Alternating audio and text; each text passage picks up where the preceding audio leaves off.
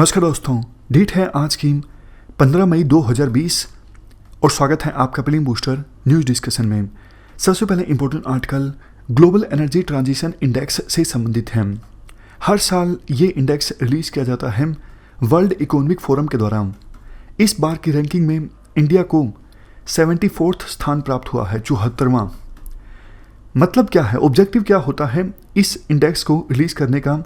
देखो, energy transition का मतलब ये होता है फॉसिल बेस्ड एनर्जी सोर्सेज से मूव करना रिन्यूएबल एनर्जी सोर्सेज की तरफ, ताकि एक बैलेंस इस्टेब्लिश किया जा सके एनर्जी सिक्योरिटी के बीच और इन्वायरमेंट की सस्टेनेबिलिटी के बीच।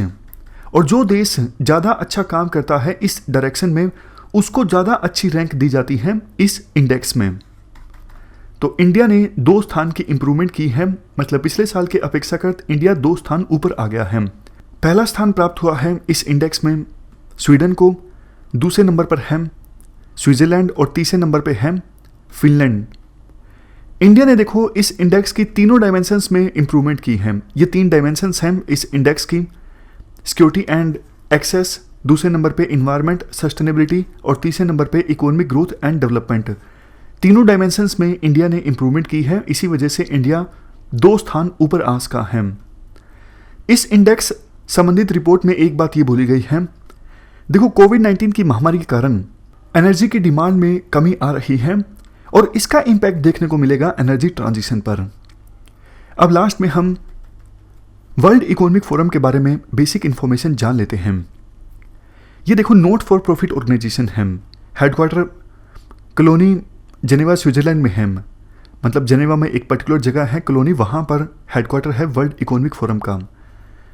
ये स्विस होस्ट स्टेट एक्ट के अंतर्गत रजिस्टर्ड है और इसको as a international institution recognise किया गया है जो पब्लिक प्राइवेट कोऑपरेशन की दिशा में काम करता है। मिशन क्या है, देखो वर्ल्ड के अलग अलग फील्ड के लीडर्स से ये जो बॉडी है वो एंगेज करती है ताकि वर्ल्ड को रहने के लिए एक बेहतर प्लेस बनाया जा सके, वर्ल्ड की सिचुएशन को इम्प्रूव किया जा सके। ये बॉडी काफ़ी ज़्यादा फेमस है अपने एक समिट के लिए।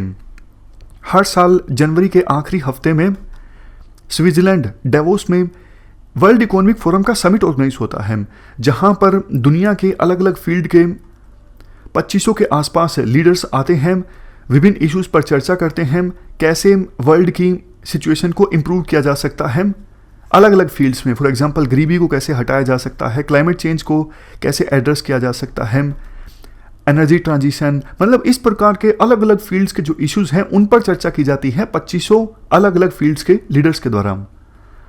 ये सारी रिपोर्ट्स हैं जो पब्लिश की जाती हैं वर्ल्ड इकोनॉमिक फोरम के द्वारा। क्वेश्चन यूपीएससी के द्वारा पहले भी पूछा गया है और फ्यूचर में भी पूछा जा सकता है।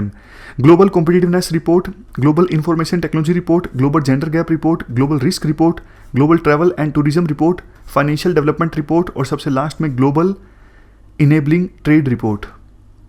ये लोकेशन है जहां पर वर्ल्ड इकोनॉमिक फोरम का हर साल जनवरी के अंतिम सप्ताह में समिट ऑर्गेनाइज होता है।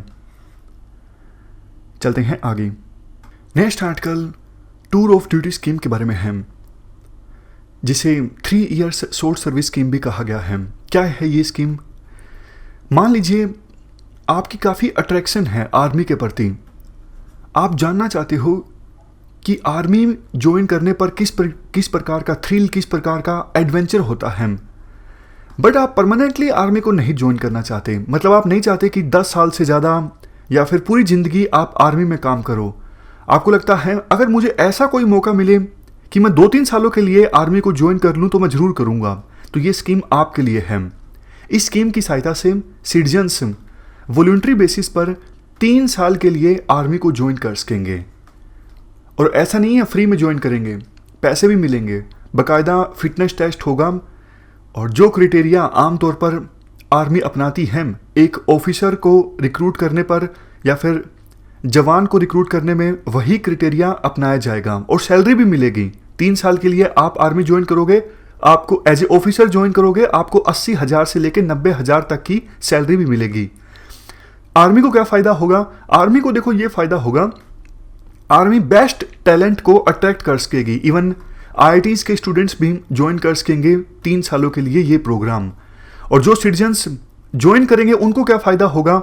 उनको देखो सीधा सीधा फ़ायदा ये होगा, उनमें टीम में काम करने की कैपेबिलिटी आएगी, अनुशासन आएगा और समाज में इन वैल्यूज़ की काफ़ी ज़्यादा अहमियत होती है। मतलब 3 साल आर्मी में सर्व करने के बाद वो जहाँ पर भी काम करेंगे उस ऑर्गेनाइजेशन को बहुत ज़्यादा फ़ायदा होने वाला है। आर्मी को इससे बहुत सारे फ़ायदे होंगे। आर्मी को ये फ़ायदे होंगे, उनके पैसों की बहुत सारी बचत हो जाएगी। जनरली देखो, सैलरीज देने में और पेंशन्स देने में बहुत सारा पैसा चला जाता है आर्मी का, इसलिए मॉडर्नाइजेशन के लिए, टेक्नोलॉजीज पर इन्वेस्ट करने के लिए पैसा कम बच पाता है। लेकिन इस स्कीम की सहायता से बहुत सारे पैसों की बचत हो जाएगी। अगर सरकार अप्रूवल दे देती है तो नेवी और एयरफोर्स भी इस प्रकार की स्कीम को इम्प्लीमेंट कर सकते हैं। लास्ट में एक और टर्म है टूथ टू टेल रेशो। ये क्या होती है? इसका सिंपल मतलब देखो ये है कि कितने military personnel supply and support के काम में लगे होते हैं, ये इंश्योर करने के लिए एक जो सोल्जर है वो लड़ सके। अब देखो, आर्मी में बहुत सारे काम होते हैं ना, जो लड़ने वाले सोल्जर्स होते हैं उनके लिए लॉजिस्टिक्स भी तो अरेंज करने पड़ते हैं। जैसे डॉक्टर्स भी होते हैं, टेक्निकल पर्सनल भी होते हैं आर्मी में, खाना बनाने संबंधित लोग भी होते हैं, सामान को एक स्थान से दूसरे स्थान पर ले जाने वाले लोग भी होते हैं। मतलब ये सारे होते आर्मी के ही लोग हैं, लेकिन फिलहाल उनका काम कॉम्बैटिंग का नहीं होता, सप्लाई एंड सपोर्ट का होता है। तो टूथ टू टेल रेशो का मतलब ये है कि कितने मिलिट्री पर्सनल लगे हुए हैं सप्लाई एंड सपोर्ट के काम में, ये इंश्योर करने के लिए एक जो सोल्जर है वो लड़ सके। ये है टूथ टू टेल रेशो। ये कम होनी चाहिए। अगर देखो 5 मिलिट्री पर्सनल लगे हुए हैं ये इंश्योर करने के लिए कि एक सोल्जर लड़ सके, तो मतलब रेशो काफ़ी ज़्यादा खराब है, रिसोर्सेज को अच्छे से यूटिलाइज नहीं किया जा रहा है। चलते हैं आगे। Next article national technology day से संबंधित है। क्या कंटेस्ट है? 1999 के बाद से ही हर साल 11 मई का जो दिन है ये नेशनल टेक्नोलॉजी डे के रूप में ऑब्जर्व किया जाता है। क्वेश्चन उठता है, आखिरकार 11 मई ही क्यों, और कोई दिन क्यों नहीं?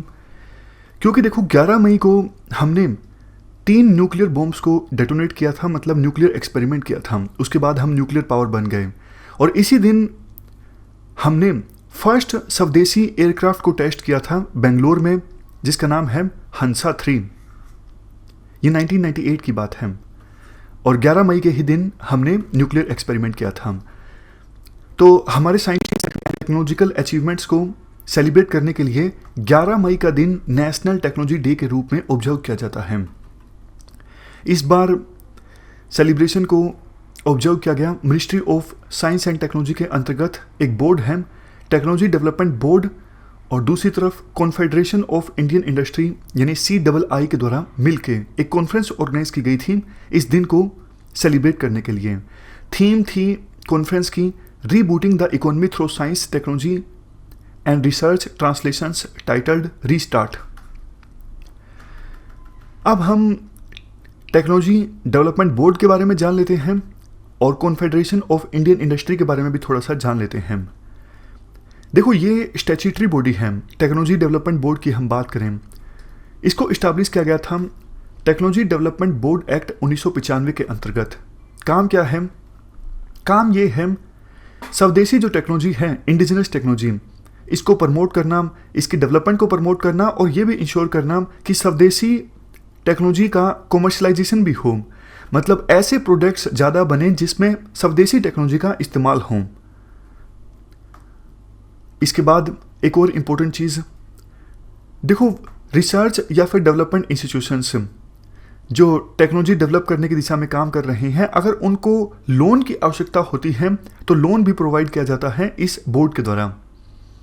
एंटरप्राइजेस को एनकरेज किया जाता है कि आप ज़्यादा से ज़्यादा टेक्नोलॉजी ओरिएंटेड प्रोडक्ट्स को डेवलप करो। अब बात करें कॉन्फेडरेशन ऑफ इंडियन इंडस्ट्री की। ये देखो non governmental not for profit organisation है। ये industry led and industry managed organisation है। यूपीएससी इस प्रकार के क्वेश्चन पूछती है, जैसे CII यानी कॉन्फेडरेशन ऑफ इंडियन इंडस्ट्री, क्या ये एक ऑटोनोमस बॉडी है मिनिस्ट्री ऑफ कॉमर्स के अंतर्गत? बिल्कुल भी नहीं। ये non governmental not for profit industry led and industry managed organisation है, जिसको इस्टेब्लिश किया गया था 1895 में। बहुत पुरानी ये बॉडी है। ऑलमोस्ट 9000 से ज़्यादा मेंबर्स हैं इस ऑर्गेनाइजेशन में, प्राइवेट सेक्टर से भी और पब्लिक सेक्टर से भी, इंक्लूडिंग SMEs यानी स्मॉल मीडियम एंटरप्राइजेज और MNCs हैं। इसके अलावा 265 नेशनल और रीजनल सेक्टरल इंडस्ट्रियल बॉडीज़ की 3 लाख एंटरप्राइजेज की भी इनडायरेक्ट मेंबरशिप है इस कॉन्फेडरेशन ऑफ इंडियन इंडस्ट्री में। रोल क्या है ये देखो, गवर्नमेंट ऑफ इंडिया के साथ मिलकर काम करती है पॉलिसी इश्यूज़ पर। चलते हैं आगे। नेक्स्ट आर्टिकल ACE2 एंजाइम से संबंधित है। पूरा नाम है एंजियोटेंसिन कन्वर्टिंग एंजाइम 2। ये एंजाइम मॉलिक्यूल क्या करता है, मान लीजिए ये सेल है, सेल के अंदरूनी हिस्से को बाहरी हिस्से से जोड़ता है सेल मेम्ब्रेन के थ्रू। मैं फिर से बोलता हूँ, सेल के अंदरूनी पार्ट को आउटसाइड वाले पार्ट से जोड़ता है सेल मेम्ब्रेन के थ्रू ये एंजाइम। अभी रिसर्च में क्या पता लगा है, रिसर्च में देखो ये पता लगा है इस एंजाइम की वजह से सेल्स को ज़्यादा इन्फेक्ट करते हैं नोवल कोरोना वायरस, क्योंकि मान लीजिए ये सेल है और ये नोवल कोरोना वायरस है। इस नोवल कोरोना वायरस ने सेल के ऊपर अटैक किया, तो ये जो एंजाइम है ना, एंट्री पॉइंट का काम करता है, एक प्रकार से पोर्ट सा खोल देता है, दरवाज़ा खुल जाता है और ये novel corona virus easily cell को इन्फेक्ट कर सकता है। समझ गए? एक लाइन में फिर से बोलूं, ये एंजाइम नोवल कोरोना वायरस के लिए एंट्री का काम करता है, सेल को इन्फेक्ट करने के लिए दरवाज़ा खोल देता है। और मसालेदार खबर जो छपी है अखबार में वो ये है कि मैन में ये जो वायरस होता है, मैन में ये जो एंजाइम होता है ये ज़्यादा होता है, वुमन में कम होता है, इसलिए मैन को ज़्यादा खतरा है नोवल कोरोना वायरस से यानी कोविड-19 से। इस एंजाइम के बारे में पूछा जा सकता है, मतलब हमारे न्यूज़पेपर्स में तो ये मसालेदार खबर छपी है, लेकिन सर्च करने पर UK की और US की मीडिया में काफ़ी सारी सही खबरें छपी हैं कि साइंटिस्ट रिसर्च कर रहे हैं कैसे इस एंजाइम को डायरेक्ट किया जा सकता है, कैसे इस एंजाइम को कंट्रोल किया जा सकता है ताकि ये एंट्री पॉइंट का काम ना करे नोवल कोरोना वायरस के लिए। ये वैसे एंजाइम लंग्स में, हार्ट्स में, इंटेस्टाइन्स में, ब्लड वेसल्स में और मसल्स में भी मिलता है। चलते हैं आगे। नेक्स्ट हमारा आर्टिकल आज का ग्लोबल फॉरेस्ट रिसोर्सेज असेसमेंट 2020 से संबंधित है। ये रिपोर्ट रिलीज़ की गई है फूड एंड एग्रीकल्चर ऑर्गेनाइजेशन के द्वारा। ये UN की एक स्पेशलाइज्ड एजेंसी है। FAO के बारे में हम डिस्कस करेंगे, उससे पहले रिपोर्ट की इंपॉर्टेंट फाइंडिंग्स के बारे में जान लेते हैं। इस रिपोर्ट में ये कहा गया है 1990 से लेकर अभी तक वर्ल्ड में टोटल 178 मिलियन हेक्टेयर का जो फॉरेस्ट है उसका लॉस हो गया है। 178 मिलियन हेक्टेयर कितना होता है, जितना साइज लीबिया का है।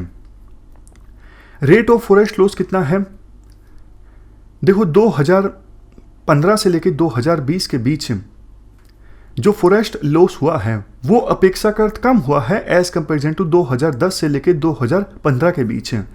मतलब जैसे जैसे हम आगे जा रहे हैं रेट ऑफ फॉरेस्ट लॉस जो है वो तो कम से कम हो रहा है। ये राहत की बात है, मतलब जागरूकता आ रही है विभिन्न देशों में।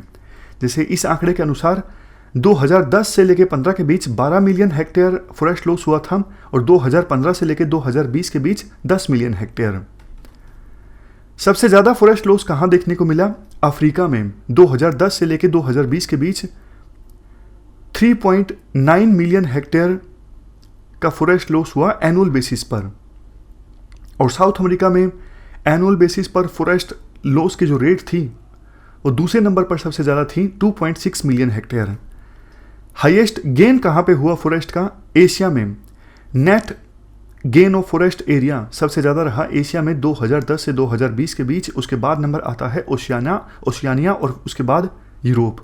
अब हम लास्ट में FAO के बारे में जान लेते हैं। ये UN की स्पेशलाइज्ड एजेंसी है जो फोकस करती है इस बात पर कि वर्ल्ड से भुखमरी को मिटाया जा सके। टोटल मेंबर्स हैं 194, 130 से ज़्यादा देशों में काम करती है ये ऑर्गेनाइजेशन, ताकि प्रयास किए जा सके भुखमरी को मिटाने के लिए। हेडक्वार्टर रोम इटली में है। कब इस्टाब्लिश की गई थी ये बॉडी? ये बॉडी इस्टाब्लिश हुई थी 1945 में। दोनों डेवलप्ड और डेवलपिंग कंट्रीज आते हैं इस बॉडी में एक मंच पर और डिस्कस करते हैं इक्वल बेसिस पर क्या पॉलिसी अपनाई जा सकती है वर्ल्ड से भुखमरी को ख़त्म करने के लिए। हर 2 साल में एक बार इस बॉडी की कॉन्फ्रेंस ऑर्गेनाइज होती है जिसमें मेंबर्स कंट्रीज पार्टिसिपेट करते हैं उस कॉन्फ्रेंस में, और डिसाइड किया जाता है इस कॉन्फ्रेंस में कि कैसे ये बॉडी काम करेगी, बजट कहाँ से आएगा, आने वाले सालों में क्या पॉलिसी होनी चाहिए। तो ये सारे फैसले लिए जाते हैं एक कॉन्फ्रेंस की सहायता से जो हर 2 साल में एक बार ऑर्गेनाइज होती है और सभी मेंबर कंट्रीज पार्टिसिपेट करते हैं इस कॉन्फ्रेंस में। अब हम जल्दी से रिवाइज कर लेते हैं हमने आज क्या क्या डिस्कस किया। 5 स्टेटमेंट्स हैं आपके सामने, आप जल्दी से इन स्टेटमेंट्स को ध्यान से पढ़ लीजिए और मन में सोच लीजिए कौन सी स्टेटमेंट सही है, कौन सी गलत है। देखो, पहली स्टेटमेंट सही है। हमने डिस्कस किया ये ACE2 जो है वो एंजाइम है जो सेल के इंटरनल पार्ट्स को बाहर से जोड़ता है सेल मेम्ब्रेन के थ्रू।